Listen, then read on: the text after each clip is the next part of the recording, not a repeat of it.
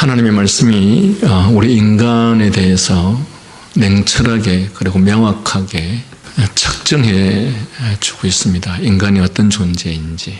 인간은 근본적으로 스스로는 그 무엇도 할 수 없는, 특별히 능력적 측면에서 인간은 가난한 자에서 그가 바라고 동경하는 이상과 꿈을 이룰 능력이 없는 존재입니다. 인간은 단지 이상을 동경하거나 헐떡일 뿐 그것을 이룰 힘과 능력이 없는 존재입니다. 여러분, 이 내용에 대해서 동의하십니까?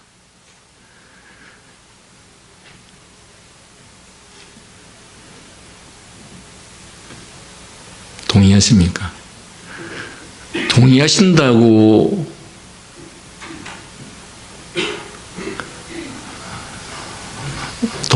말씀하고 있다면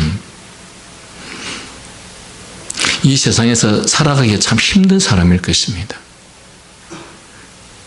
왜냐하면 우리가 어릴 때부터 이 세상에서 자라면서 또 세상에서 생활하면서 배우고 경험하고 있는 이야기들은 인간이 노력하고 애쓰면 할 수 있다. 꿈은 이루어진다. 내가 노력 안 해서 그렇지, 열심히 안 해서 그렇지, 노력하고 열심히 살면 얼마든지 꿈은 이룰 수 있고 이루어진다 라는 것이 우리가 살고 있는 이 세상에서 가르치고 있는 표현들입니다. 그리고 우리는 어릴 때부터 이런 세상 속에서 살아오기 때문에 우리는 우리도 모르는 사이에 그렇게 할 수 있다고 생각하고 있습니다. 어쩌면 우리의 신앙은 그냥 주일에만 와서 형식적으로 앉아있다가 갈 뿐 우리의 머릿속에 있는 이 가치관이나 사상과 관점은 어쩌면 온통 세상에서 지금까지 배우고 체득한, 경험하여진 것들로 가득 차 있을 것입니다. 우리의 생각이 이렇다 보니 여러분, 정치가들이 내가 국회의원이 되면, 내가 장관이 되면, 내가 통치자가 되면 이렇게 하겠다 저렇게 하겠다 하는 말에 우리는 그렇게도 쉽게 잘 속아 넘어가고 있습니다. 왜 그렇게 잘 속아 넘어가느냐? 나도 똑같이 생각하고 있기 때문에 그런 것이죠. 여러분, 우리의 생각과 관점이 그들과 전혀 다르다면 우리는 그들의 말을 전혀 받아들이지 않을 것이고 그들이 하는 모든 말에 대해서 거짓으로 받아들일 것입니다. 그 말 같지도 않은 소리라고 생각할 것입니다. 그러나 우리는 그들이 하는 그런 말들에 대해서 너무 잘 속아 넘어가고 동의를 합니다. 그리고 실제로 그들이 그렇게 말하면 그렇게 될 것처럼 여기고 있습니다. 왜? 그것은 나 자신도 나에 대해서 그렇게 생각하고 있기 때문에 그런 것이죠. 내가 꿈꾸는 꿈, 내가 이루고자 하는 그 목표, 그것들은 얼마든지 할 수 있다라고 생각합니다. 그러나 성경은 우리를 창조하신, 우리가 누구인지에 대해서 가장 잘 아시는, 우리의 누구인지에 대해서 100% 알고 계시는 그분은 말씀을 통해서 우리들에게 가르치시기를 인간은 스스로는 그 어떤 것도 이룰 수 없는, 자신의 야망이나 꿈이나 그 어떤 것도 스스로는 이룰 수 없다. 스스로는 이룰 수 없다는 그 말은 하나님께서 이루게 해 주시지 않으시면 가질 수 없고 이룰 수 없는 존재라는 것이죠. 그런데 제가 지금 말씀드린 것처럼 우리는 어릴 때부터 우리가 자라오는 이 환경, 우리가 살고 있는 이 현실에서 늘 귀에 못이 박히도록, 아니 이미 어릴 때부터 그렇게 우리가 들어왔고 함으로써 우리의 이 사고방식은 그렇게 형성되어 있습니다. 그래서 우리는 왜 사람이 꿈을 꾸느냐, 내가 왜 무엇이 되려고 하느냐, 무엇이 왜 될 수 있다고 생각하느냐, 그것은 나라는 인간의 존재에 대해서 그렇게 믿고 있기 때문에 그렇죠. 그러니까 말씀드린 것처럼 나 자신에 대해서 그렇게 생각하고 있기 때문에, 그래서 누군가가 그렇게 할 수 있다고 말하면 그 말이 너무도 신빙성이 있어 보이는 것이죠.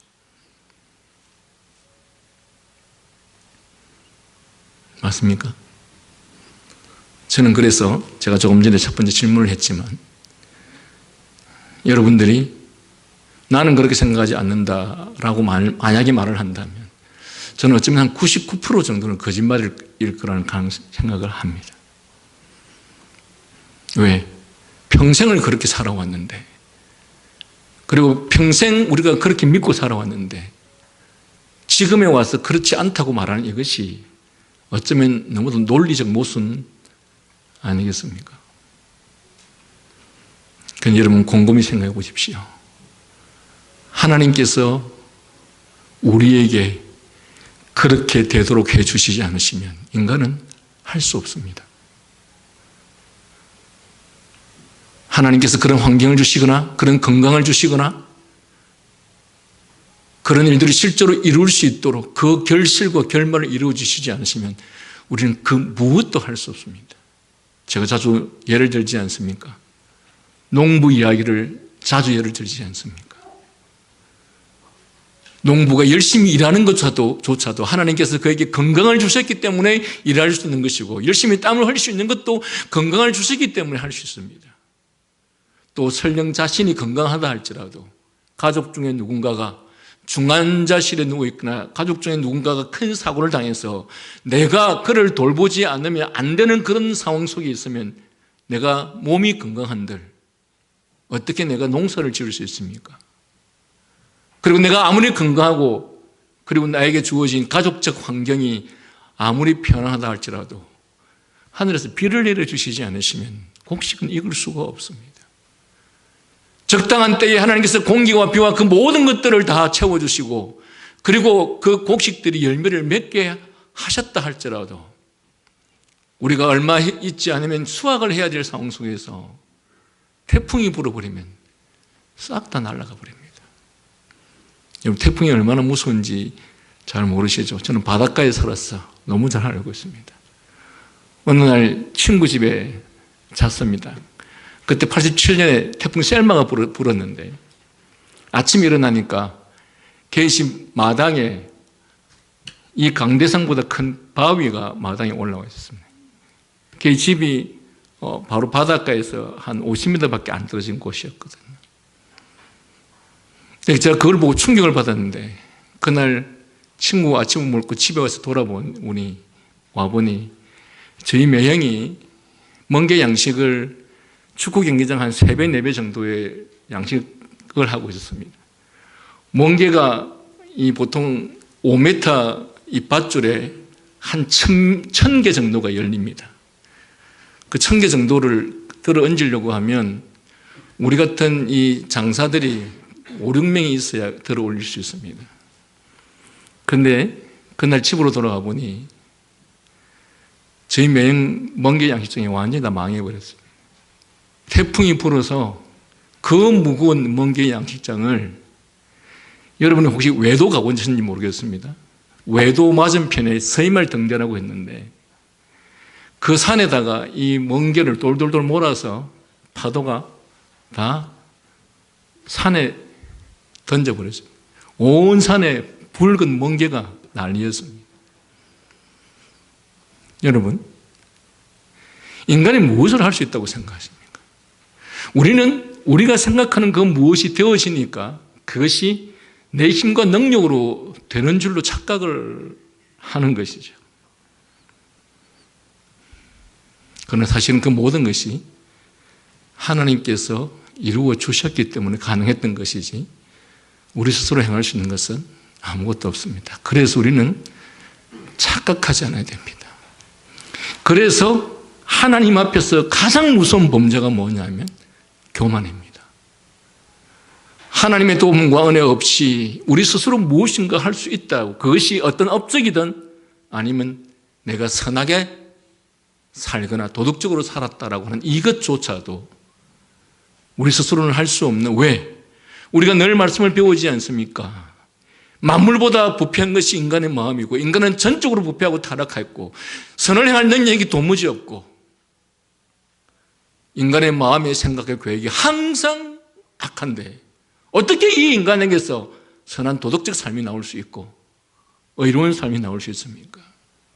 사람들은 그것이 하나님께서 은혜를 베풀어 주셔서 되는 줄을 모르고 있습니다. 여러분, 하나님께서 이 세상의 질서를 유지시키기 위해서 그가 선하거나 그가 도덕적이어서가 아니라 이 세상의 질서와 국가의 질서를 위해서 하나님께서 어떤 통치자를, 어떤 사람을 선하게 살도록 만들어 주십니다. 그가 범죄하지 않도록 해 주십니다. 그가 바른 생각을 가질 수 있도록 해 주십니다. 그러나 동시에 반대로 하나님께서는 이 세상에 수많은 범죄자도 있게 하십니다. 여러분, 범죄자가 하나도 없다고 생각해 보십시오. 여러분, 공권력이 얼마나 힘이 있다는 것을 알 수 있겠습니까? 한번 생각해 보세요. 범죄하는 사람이 아무도 없다. 그러면 국가의 권력이 얼마나 힘이 있고 무서운지를 알겠습니까? 모르죠.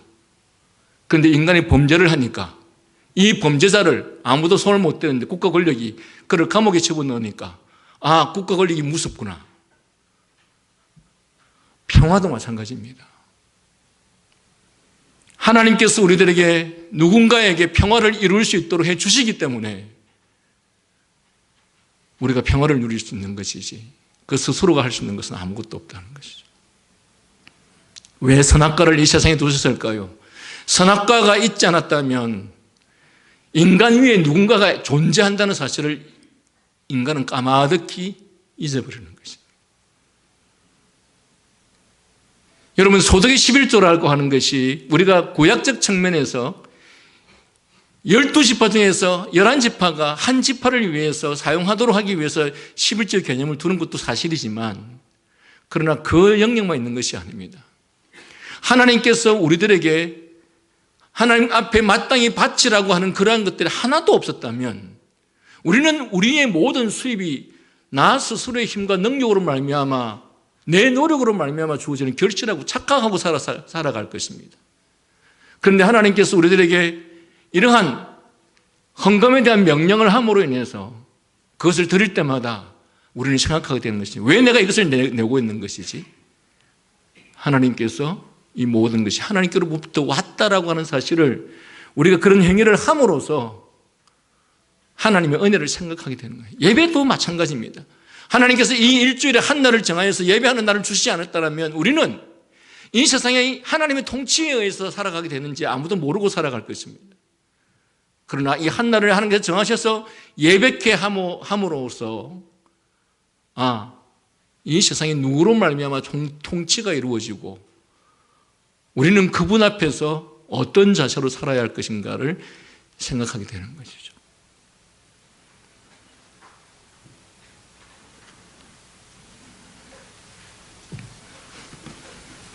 여러분, 가룟 유다가 본인이 죄를 짓고 싶어서 죄를 지었습니까? 그래서 우리는 이 가룟 유다를 통해서 악한 놈이라고 말하겠습니까? 그러면 죄 짓지 않는 너는 너가 훌륭하고 잘나서 그래서 너는 죄를 짓지 않는 것입니까?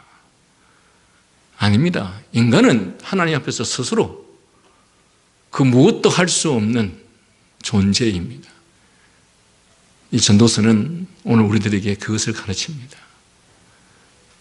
저는 마지막에 결론으로 이 말씀을 드리고 싶은데 여러분, 무엇이 되겠다고 꿈꾸지 마시기 바랍니다. 무엇을 이루겠다고 꿈꾸지 마시기 바랍니다. 무엇을 성취하겠다고 꿈꾸지 마시기 바랍니다. 여러분, 무엇을 이루고 무엇을 성취하고 무엇이 되게 하는 것은 하나님께서 하십니다. 그럼 우리는 무엇을 할 것인가? 우리는 우리에게 주어진 삶 속에서 하나님의 뜻에 충성하며 하나님의 말씀에 순종하는 삶을 사는 그것이 우리의 삶의 목표여야 합니다.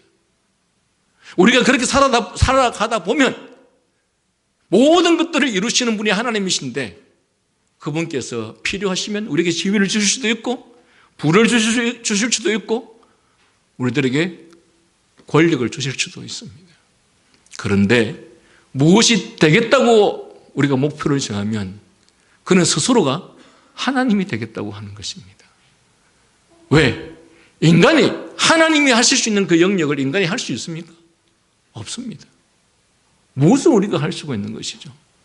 조금 전에 말씀드린 것처럼 우리가 어느 정도 무엇이 되어 있다 보니까 그것이 마치 내가 한 줄로 착각을 하는 것이죠. 어느 누군가가 무엇이 되어 있으니까 그가 그렇게 열심히 살아서 되었다고 착각을 하는 것이죠. 아닙니다. 하나님께서 국가와 사회의 질서를 위해서 열심히 사는 사람도 있게 하시고 성실하게 사는 사람도 있게 하시고 때로는 범죄인도 있게 하심으로 인해서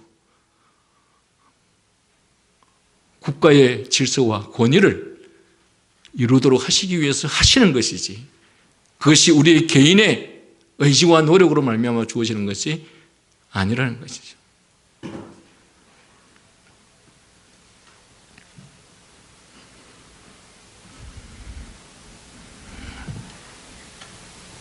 더욱이 만물과 그 역사의 본질을 규정하고 그 뜻대로 이루어 가시는 하나님 앞에서 인간은 사실상 운신의 폭이 전혀 없는 무력한 존재일 뿐입니다.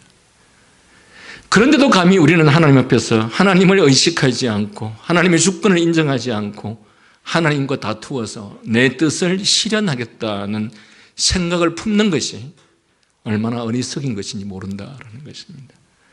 사람은 이런저런 이상을 품고 꿈을 꾸면서 내가 이것을 반드시 이루리라고 큰 소리 치며 애써 노력하지만 결국 아무것도 이루지 못하는 존재입니다. 제가 조금 전에 말씀드렸죠. 이렇게 말씀하면 사람들은 그러면 열심히 살아서 이룬 사람은 뭐냐? 그리고 사람들은 저렇게 도덕적으로 선하게 사는 사람은 도대체 뭐냐? 라고 질문을 하겠지만 그 질문에 대한 대답은 제가 이미 조금 전에 말씀드렸습니다. 하나님께서 국가와 사회의 질서를 유지하기 위해서 그렇게 해야만이 평화가 오기 때문에 하나님께서 어떤 사람에게는 선한 마음과 도덕적 삶을 살 수 있도록 하시고 또 어떤 경우에는 통치자와 지도자가 그런 인생을 살도록 하나님께서 허락하시고 또 동시에 국가의 권위와 힘이 얼마나 크다는 사실을 우리로 하여금 인정하고 깨닫게 하시기 위해서 때로는 어떤 사람을 범죄를 행하게 하시기도 하시고 그래서 이 모든 것이 궁극적으로 하나님의 손 안에서 일어나는 것이지 우리 스스로가 그 어떤 것을 만들어가는 것이 아니다라는 사실입니다. 그러나 이런 사실들을 전혀 인식하지 못하는 인간은 그것들이 사실상 하나님의 은혜에 의해서 이루어졌는데 보니까 내가 이룬 것처럼 보일 뿐이죠. 제가 조금 전에 말씀드린 것처럼 농부가 1년의 농사를 통해서 결실을 얻었을 때 그것이 사실상 하나님께서 이루어 주신 것인데 자기 자신이 가만보니까 자기가 이룬 것처럼 보이는 거죠. 그래서 내가 열심히 1년 동안 열심히 땀 흘리고 일을 했더니 이런 결실이 주어졌다라고 말하는 것이죠. 그러나 99.9%의 하나님의 도우심과 섭리와 인도하심은 전혀 인식하지 못하는 그것이 인간입니다. 이런 죄성을 가진 인간이다 보니 자기가 그렇게 생각하다 보니 남들이 하는 말도 우리는 그렇게 믿고 있는 것이죠. 그래서 누군가가 나서서 내가 이 대한민국을 정말 멋진 나라로 만들 수 있겠다, 이 대한민국을 정말 평화로운 나라를 만들겠다 하면 그 사람이 실제로 그렇게 할 수 있다고 착각을 하는 것이죠. 여러분, 나 자신의 인생조차도 하나님께서 우리를 이끌어 주시지 않으시면 아무것도 할 수가 없는데 자신의 생명, 자신의 건강조차도 지킬 수 없는 인간이 어떻게 온 나라, 백성, 국가 전체를 그렇게 이룰 수 있다고 생각을 하십니까? 그래서 여러분 부탁드립니다. 몸만 여기 앉아 계시지 마시고 여러분의 생각이나 가치관도 여기에 앉아 있는 사람들이 가져야 될 생각이나 가치관을 가지시기를 바랍니다. 그렇지 않으면 나가서 나는 그리스도인이다 너무 쉽게 말하지 마시기를 바랍니다. 우리가 그리스도인은 내가 고백하는 고백과 나의 가치관과 생각과 관점도 동일할 때 그게 그리스도인입니다. 그래서 전도자는 이런 인생을 가리켜서 몇 날 되지도 않는 헛된 날들을 그림자처럼 무의미하게 살아가는 것이라고 말합니다. 그리하여 전도자는 권력과 재물을 추구하는 데서 눈을 돌려 보배로운 기름보다 더 나은 삶, 순수하고 향기로운 인생을 꿈꾸면서 시작보다는 이제는 마지막을 생각하며 현재보다는 미래를 지향하며 살아야 한다고 말합니다. 그래야 인생을 시작한 출생보다는 그 마지막인 죽음을 더 중요하게 생각하며 잔치집에 가서 먹고 마시며 즐거워하는 것보다 초상집에 가서 인생을 마감하는 죽음을 느끼고 생각하는 것이 훨씬 더 유익하다라고 말합니다. 사람의 결국이 이러하니 사람은 이 땅에서의 인생을 죽음으로 마감하는 것이니 이 땅에서 살아가는 자는 항상 이것에 유의하고 이것을 명심해야 할 것이라고 가르치고 있습니다.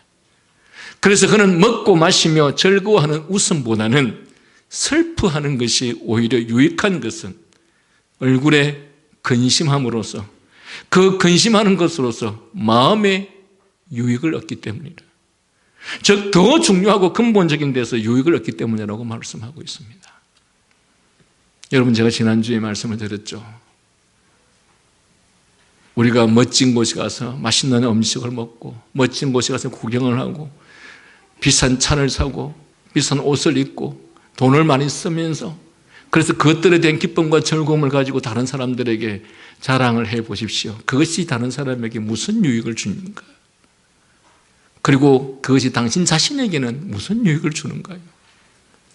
그것이 여러분의 인생을 돌이켜보게 하고 그것이 여러분의 인생에게 내가 과연 누구인가, 내가 과연 어떤 존재인가를 깨닫게 하는데 조금이라도 도움을 주신다고 생각합니까?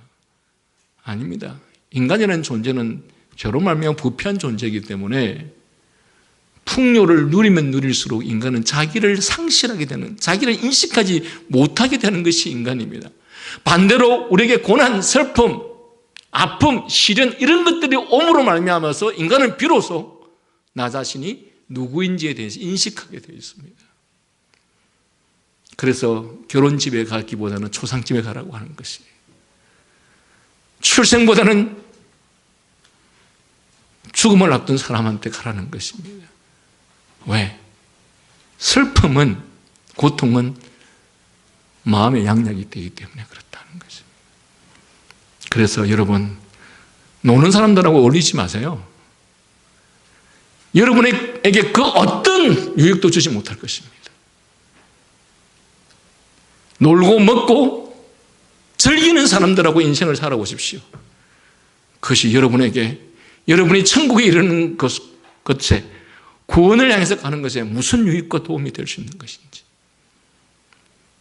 오히려 하나님께서는 믿음의 사람들에게, 수많은 믿음의 사람들에게 많은 고난들을 허락하셨습니다. 왜? 인간은 고난이 오지 않으면 천상을 바라보지 않습니다.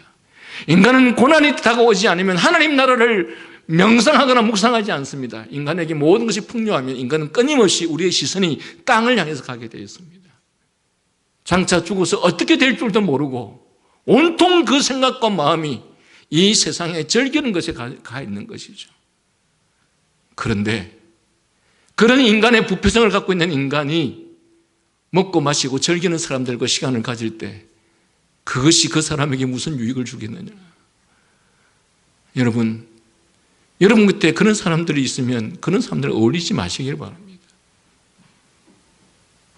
아무런 도움이 되지 않습니다. 고난과 시련과 슬픔을 당한 자에게는 얻을 것이 있습니다. 왜? 그들이 그것을 통해서 무엇인가를 배우기 때문에, 무엇인가를 깨닫기 때문에 그렇습니다. 그러나 먹고 마시고 즐기는 사람에게 무엇인가 깨닫는 것이 있다고 생각하십니까? 없습니다. 그래서 여러분, 자식들이 지위, 권세, 부, 명예, 권력을 가지는 것을 부모님들이 소원이 되시지 않기를 바랍니다. 그것이 여러분의 자녀들에게 아무런 유익을 되지 못합니다. 그들은 아마 그런 것들을 가지시면 가질수록, 되면 될수록 자기가 다 잘나서 된 줄로 착각을 하게 될 것입니다. 그런 사람은 하나님 나라를 묵상하지 않습니다. 그들은 지옥 같은 것을 꿈에도 생각하지 않습니다. 그들은 불행이나 슬픔을 꿈에도 생각지 않습니다. 그런데 그 길은 멸망하는 길이요, 망하는 길이기 때문에 그렇습니다.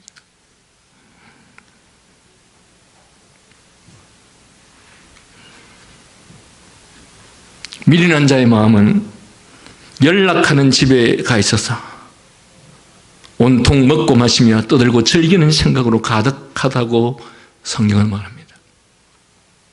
이런 미련한 자의 즐기는 노래를 들으면서 함께 기뻐하는 것보다는 차라리 지혜로운 자의 책망을 받고서 기분이 상하거나 슬픈 것이 훨씬 더 낫다고 말씀합니다. 여러분, 책망 안 듣고 싶어 하죠. 기분 나쁘죠. 책망을 들으면 슬프죠. 우리는 그런 감정을 안 갖고 싶어 합니다. 그러나 여러분, 슬픔은 결국 불행이 아닙니다. 슬픔이 인생의 절망을 일순간 부분적으로 줄 수는 있어도 궁극적으로는 슬픔은 우리에게 수많은 유익을 줍니다. 전도자는 오늘 말씀에서 아름다운 인생과 향기로운 삶을 미래에서는 이룰 수 있으리라고 착각을 하며 지금까지 경험하고 확인한 현실의 부조리와 허망함에도 불구하고 해아래 역사의 미래는 여전히 아름다울 수 있다고 기대하는 그런 인간의 희망 역시 철없는 젊은이의 이상과 환상일 뿐이라고 말합니다. 여러분, 젊은이가 꿈이 없으면 젊은이가 아니죠. 그러나 그것은 인간을 잘 몰라서 하는 말입니다. 여러분, 여러분의 꿈이 무엇이 되겠다가 꿈이 되지 마시길 바랍니다. 여러분의 꿈이 하나님의 뜻으로 살겠다. 여러분의 꿈이 하나님의 영광을 위해서 살겠다 했을 때 마치 마태복음 6장에서 말하고 있는 것처럼 내가 무엇을 입을까, 무엇을 마실까, 무엇을 먹을까 그런 기도하지 말라. 너희는 하나님 나라와 의를 이루기 위해서 했어라. 그리하면 너희가 생각하는 먹고 마시는 이 문제들, 다시 말하면 너희에게 필요할 때 하나님께서 지위도 주시고 너희에게 필요할 때 하나님께서 부도 주시고 너희가 필요할 때 권력도 주실 것이다. 그러나 그것들은 하나님께서 주실 만한 때에 주시는 것이고 여러분, 권력이나 부나 권세나 지위가 그것들을 잘 사용할 만한 사람이 아닌 사람에게 주어지면 그것들은 자신의 인생을 망하게 하는 것이 뿐만 아니라 온갖 주변 사람들을 다 망하게 하고 고통스럽게 합니다. 그래서 무엇이 되겠다고 하기 이전에 어떤 삶을 살겠다고 하는 것이 우리의 목표가 되셔야 됩니다. 허파에 바람 들어가지고 헛된 욕망을 꿈꾸면서 사는 그것이 하나님을 믿는 사람으로서, 하나님을 경외하는 사람으로서 얼마나 가져서는 안 될 생각이나 꿈인지에 대해서 여러분이 잘 알고 계시기를 바랍니다.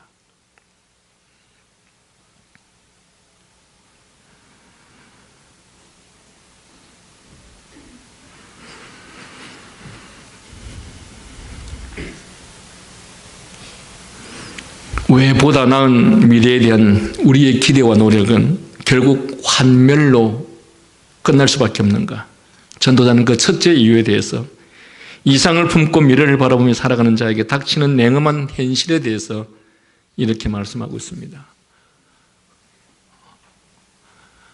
그러니까 여러분, 이 6절을 보십시오. 우매자의 웃음소리가 솥 밑에서 가시나무에 타는 소리와 같다. 생각 없는 자, 먹고 즐기는 자의, 그래서 그런 것들이 자랑이라고 하고 있으면 그들이 하고 있는 그 자랑거리가 손 밑에서 불타고 있는 가시나무 소리와 같다. 그러면서 이것도 헛되니 탐욕이 지혜자를 우매하고 하게 하고 뇌물이 사람의 명철을 망하게 하느니라. 이 탐욕은 어리석은 자의 웃음소리도 손 밑에서 가시나무 타는 소리 같게 하지만 이 탐욕은 지혜자도 우매하고 뇌물이 그 사람의 명철을 망하게 만든다라고 말합니다. 미련한 자가 살아가는 것을 살펴보니 그가 먹고 마시며 웃고 떠드는 것이 마치 손 밑에서 가시나무가 타면서 요란한 소리를 내는 것 같이 소리만 요란할 뿐 아무것도 배울 것이 없는, 참으로 알맹이 없는 무의미한 것이라, 무의미한 짓이라, 오히려 인생의 허망함을 더욱더 뼈저리게 느끼게 한다. 여러분, 죄송하지만 여러분이 그런 것들을 저한테 자랑한다면 저는 그 말을 듣고 있는 그 시간에 너무도 허무할 것입니다. 와, 말할 게 그것밖에 없나? 자랑할 것이 그런 것밖에 없나? 그것이 부끄러운 줄도 모르는가? 그것이 자기의 인생에, 자기의 영혼에 무슨 유익이 된다고 그런 이야기를 하는가? 여러분, 그래서 말도 잘해야 됩니다. 내가 하는 이 말이 다른 사람에게 웃음거리가 되는 것인지 아니면 다른 사람들에게 귀한 영향력을 주는 것인지 말도 우리는 가려가면서 생각하면서 해야 하겠죠.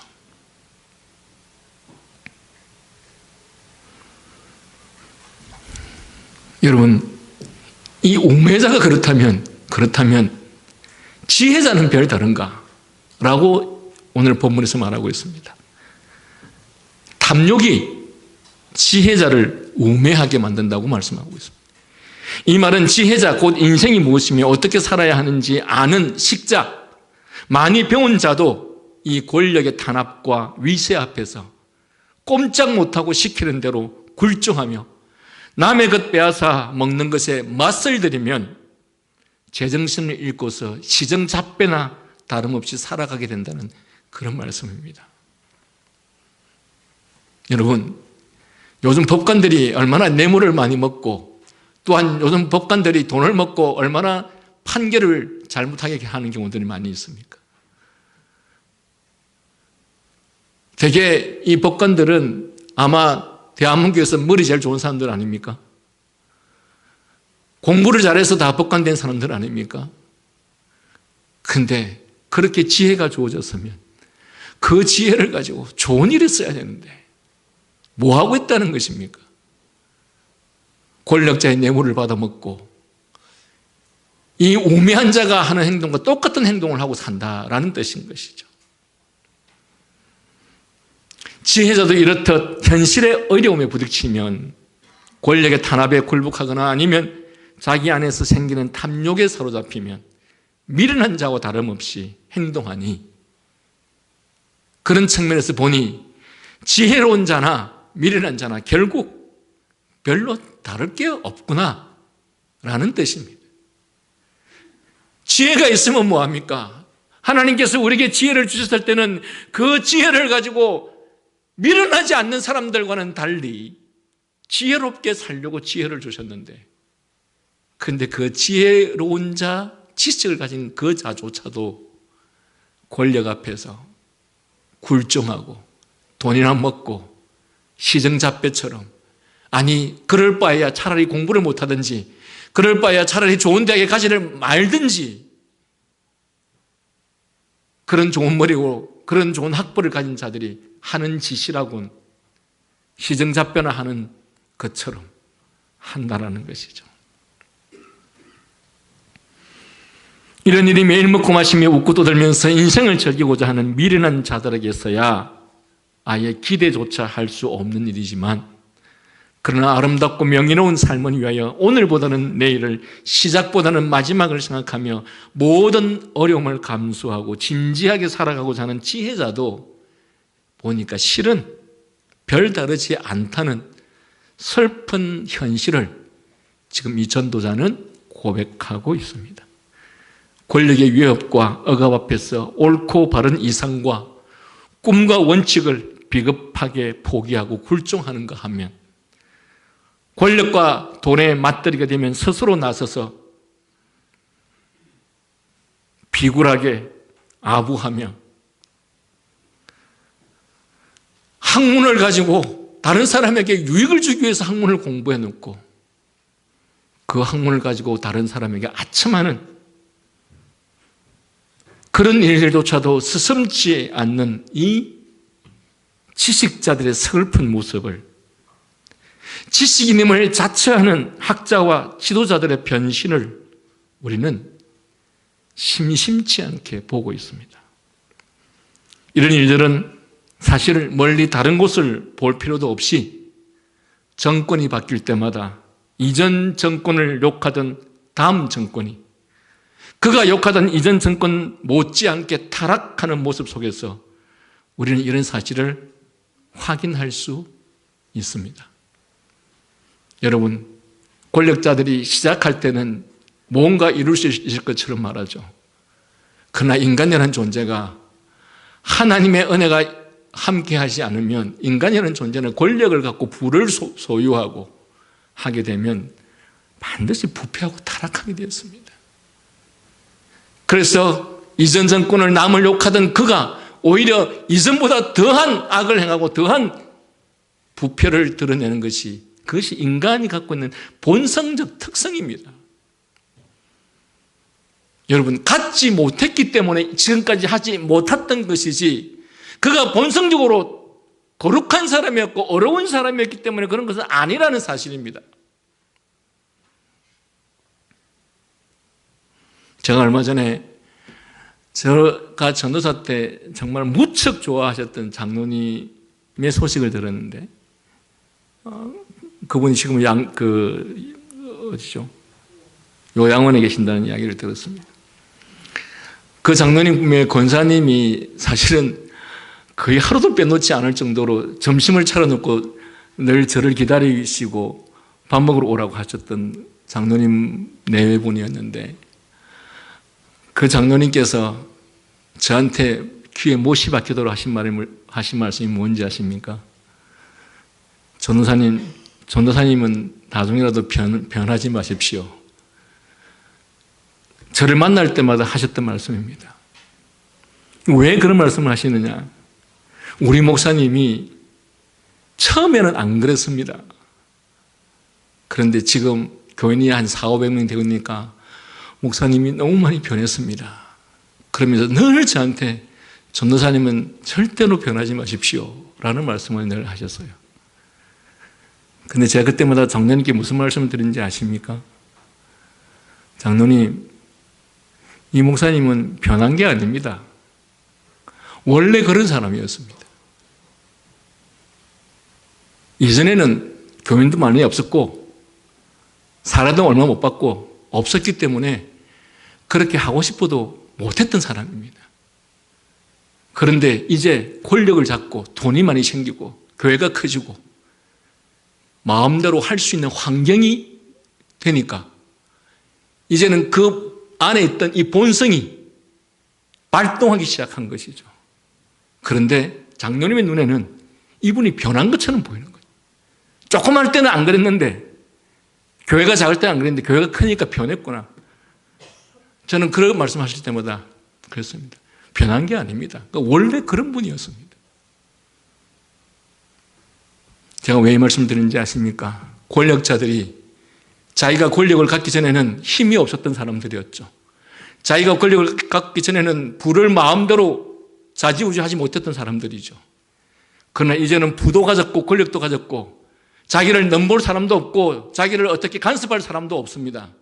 그랬을 때 이 인간 안에 있는 이 본성적 죄성이 그대로 드러남으로써 온갖 죄악들을 저지르게 되는 것이 그게 인간입니다. 그런데 그런 인간을 하나님께서 제어해 주시지 않으시면 인간 스스로는 제어할 방법도 능력도 없습니다. 여러분의 인간 스스로가 선한 삶을, 그런 현실 속에서도 선한 삶을 살 수 있다고 생각하십니까? 모든 것을 다 가졌는데 그가 그것들을 자유자재로 절제하고 자유자재로 통솔하고 할 수 있다고 생각하십니까? 없습니다. 그래서 인간은 늘 견제가 필요한 것입니다. 왜 장로교회가 장로와 목사가 이렇게 함께 있는지 아십니까? 왜 집사가 함께 있는지 아십니까? 집사, 장로, 목사는 수직적 상호관계가 아니라 수평적 연립관계다. 서로 돕고 견제하고. 왜? 인간은 부패한 존재이기 때문에. 권력이 독점하면 반드시 인간은 부패하게 되어 있기 때문에. 그래서 이 삼권 분립이라고 하는 것도 그래서 있는 것입니다. 인간 안에 있는 이 부패성 때문에 그렇던 것입니다. 그게 인간이라는 것이죠.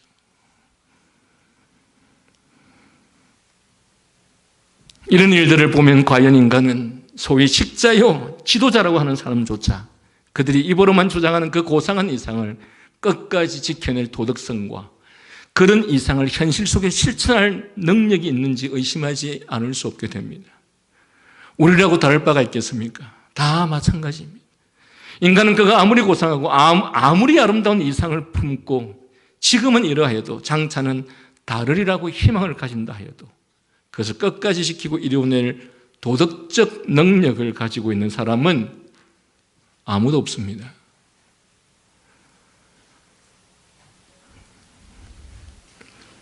인간의 이런 도덕적 성품과 능력의 한계는 보다 나은 미래를 꿈꾸는 인간의 모든 희망에 어두운 그림자를 드리우는 것입니다. 그러므로 인간의 이러한 부패한 모습을 확인하게 될 때마다 해 아래 역사에 대한 희망 역시 불확실하게 되며 점점 사그라질 수밖에 없습니다. 즉 미래에 대한 희망과 기대를 불가능하게 하는 원인이 바로 새로운 미래를 만들어 나가야 할 인간 자신 안에 그 내부에 있다는 사실을 명확하게 확인하게 되는 것입니다. 여러분, 환경이 그렇게 만드는 것이 아닙니다. 진정한 신자는 환경이 이렇게 변하고 저렇게 변화도 여전히 그 길을 가는 것입니다. 저는 아까 장로님께서 말씀하실 때마다 장로님, 참된 신앙을 가진 자는 물론 어떤 경우에 실수할 수 있겠지만 참된 신앙은 그 신앙을 주장하고 다 실천하는 하나님이 성령이 그와 함께 하시기 때문에 장로님이 생각하시는 것처럼 그렇게 변하지 않습니다. 가졌을 때나 갖지 못했을 때나 동일하게 변하지 않는 것입니다.